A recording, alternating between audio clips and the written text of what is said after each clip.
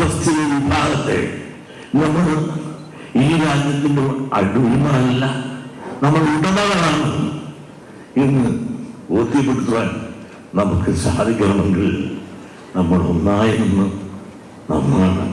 നിലപാടിൽ ഉറച്ചുനിന്ന വെള്ളാപ്പള്ളി നടേശൻ താൻ വർഗീയത പറയുന്നുണ്ടെങ്കിൽ കേസെടുക്കാൻ വെല്ലുവിളിച്ചു. ജാതിക്ക് അധിഷ്ഠിതമായ നിയമങ്ങളും ചട്ടങ്ങളും ഇവിടെ നിൽക്കുമ്പോൾ ഈഴവൻ മാത്രം ജാതി പറയാൻ പാടില്ല. എല്ലാ പക്ഷിക്കും ചിലക്കാം, ഈഴവ പക്ഷിക്ക് മാത്രം ചിലക്കാൻ പാടില്ല. ഇവിടെ മുസ്ലിം ജാതി പറയാം, ക്രിസ്ത്യാനിക്ക് പറയാം, നായർക്ക് പറയാം, എല്ലാവർക്കും പറയാം. ഈഴവൻ പറഞ്ഞു പോയാൽ ഗുരു നിന്നയായി. പിണറായി വിജയന് ശേഷം 100 കൊല്ലത്തിനുള്ളിൽ ഒരു ഈഴവനും മുഖ്യമന്ത്രിയായി ഉണ്ടാകില്ലെന്നും വെള്ളാപ്പള്ളി അഭിപ്രായപ്പെട്ടു. അതിനിടെ സാമൂഹ്യ രാഷ്ട്രീയ വിഷയങ്ങളിൽ നിർഭയ നിലപാടുകൾ പറയുന്നയാളാണ് വെള്ളാപ്പള്ളി എന്ന പ്രശംസയുമായി മന്ത്രി VN വാസവൻ രംഗത്തെത്തി.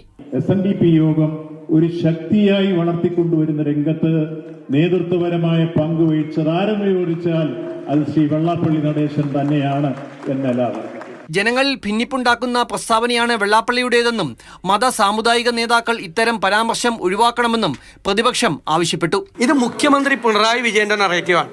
ഈ സാധനം ഇവരെല്ലാവരും ഒരേ നറേറ്റീവാണ്. ഇപ്പൊ മുഖ്യമന്ത്രി പറഞ്ഞു പറയിപ്പിക്കുന്നതാണ്. ദയവ് ചെയ്ത് ഞാനെനിക്ക് അദ്ദേഹത്തോട് വലിയ ബഹുമാനമുള്ള ഒരാളാണ്. കാരണം പരിണതപ്രജ്ഞനായ ഒരു മുതിർന്ന സമുദായ നേതാവാണ് അദ്ദേഹം. ദയവ് ചെയ്ത് ഇതിൽ നിന്ന് മാറണം.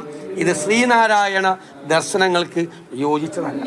അല്ല, സർക്കാരാണ് മറുപടി പറയേണ്ടത് ഈ വിഷയത്തിലൊക്കെ. കാരണം എന്താണെന്ന് വെച്ച് കഴിഞ്ഞാൽ പച്ചക്ക് എന്ത് കമ്മ്യൂണൽ വർഗീയതയും പറയാൻ ഈ സംസ്ഥാനത്ത് പറ്റുമോ എന്നുള്ളതാണ് പ്രശ്നം. അത് സമൂഹത്തിൻ്റെ ഇടയിൽ സ്പർദ്ധ ഉണ്ടാക്കുകയും ഇതാണ് യഥാർത്ഥത്തിൽ ആഹ്വാനം.